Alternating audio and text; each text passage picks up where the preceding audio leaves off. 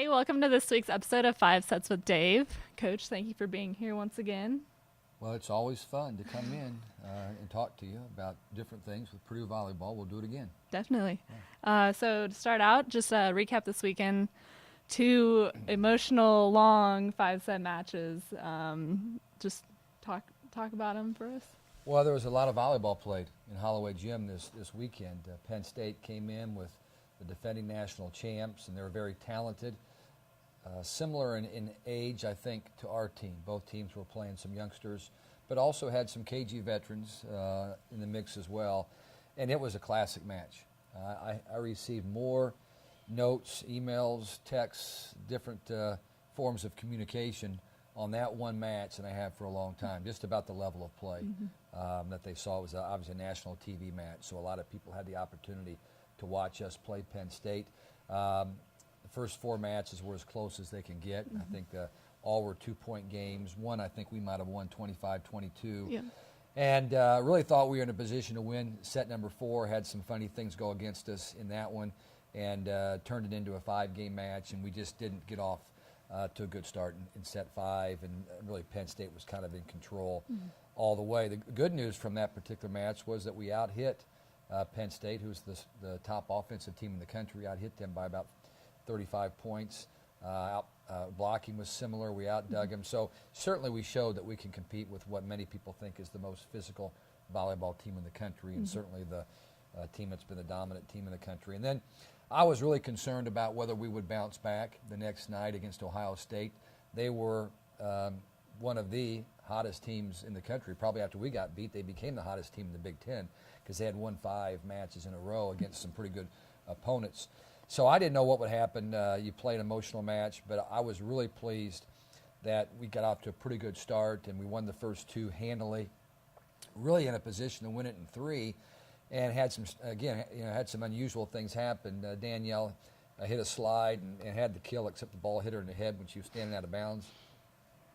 Annie Drews out of the back row took a great swing. Ball hit the blocker off the forehead, came back to her, and she kind of panicked and hit the ball out of bounds. And before you know it, we're going into a 4th game, and that caught us off guard. We played a really poor 4th game. Ohio State played very, very well, and we got beat pretty handily in Game 4.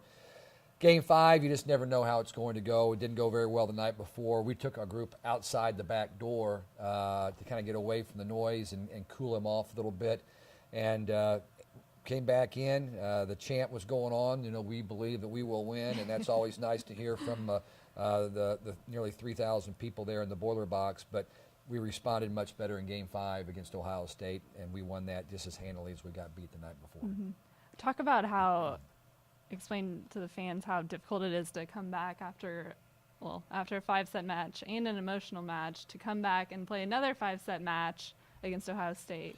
Well, it's a tough weekend. I mean, in the Big Ten, for the most part, our schedule is designed to play Friday and Saturday, and that's difficult. It's difficult to prepare for both matches. It's difficult to physically be at your best for both matches, but it prepares us for the NCAA tournament because that's what's done in the tournament. So, we think it's a pretty good deal. Now, later on in this schedule, we'll play more Wednesday, Saturdays, but for right now, it's a lot of Friday and Saturday. But it's a real challenge, and I felt like we had a couple of players on Friday night, even though it was a great match, that played for about 65% of the match, and then they kind of tailed off.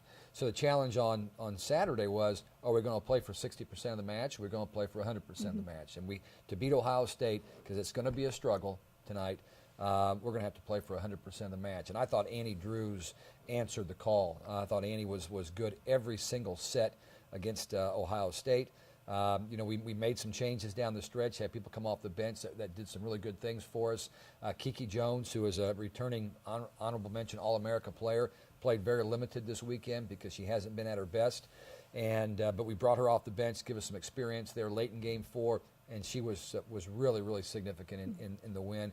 Linnea Rorson, who has played in maybe 2 or 3 matches all year, and very spot performances, came in to serve for Annie Drews in set number 5 and got us 5 points. And it was just a tremendous effort by her to play so cool and calm and in such a tough situation. Looked like she'd been out there all of her life. And Yeah, it's hard to come off the bench. So I guess when you go into those back-to-back nights and you play 5, you need people to step up for you that maybe you haven't counted on consistently, and I thought we got that on Saturday night. It was definitely a overall team win, and it was exciting, just like Friday's match.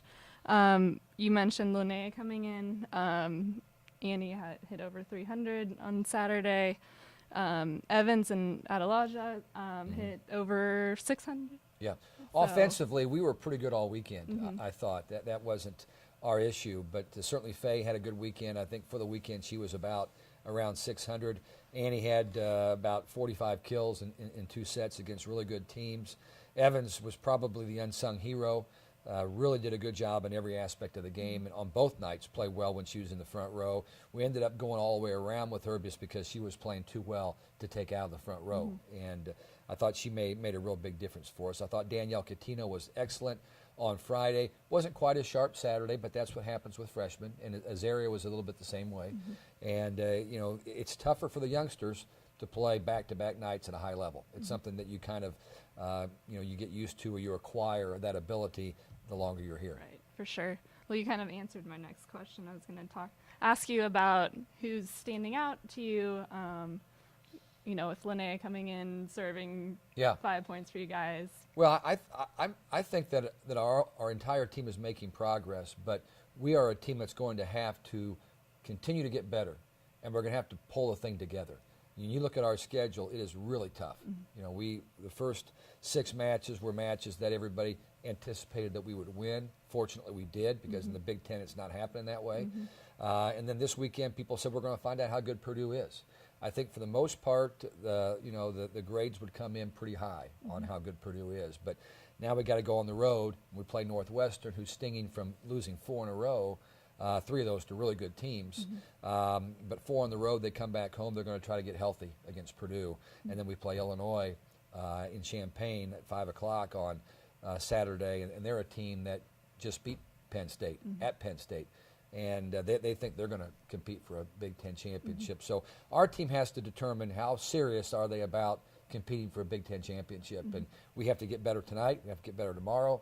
And we have to just kind of get rid of some of the unforced errors that we're making during the match. So looking forward to this weekend, Northwestern and Illinois. Northwestern's 8-1 at home this year. Illinois is 6-1 at home. Just talk about how difficult it is, especially in the Big Ten, to play on the road in those gyms. Well, I mean, it's always a challenge. Just playing Big Ten competition is going to be a challenge. I have mixed thoughts about the difficulty on the road. There's been some teams that we've been really good on the road.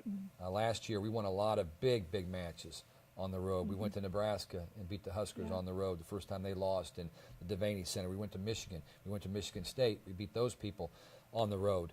Then we got in the tournament. We went to Missouri, who was undefeated. We beat them on the road. Then the next weekend, we're going to Illinois for the Sweet 16. We beat them at Illinois. So sometimes I think you can be a little more relaxed on the road. You have a few less things to worry about. You're not going to be dealing with as many things that you might be if you're at home. So, obviously teams have better records at home. I think that's a given. But it comes down to toughness. It always does. And if this team is going to compete for championships, we have to become mentally tough, play great as a team, as I said, tighten things up a little bit, and limit some of our errors.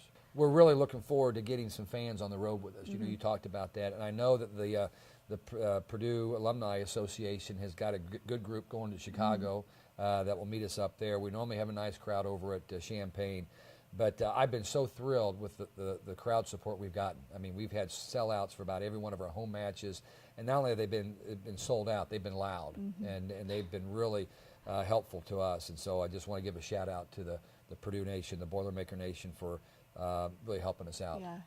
It's been awesome environment in there, and even if you're not a volleyball fan, I think a lot of people are becoming volleyball fans. Well, we've got a good thing going right now. We just got to keep winning matches and keep the fans coming. Well, good luck this weekend, and hopefully we'll see a lot of you in Illinois and Northwestern.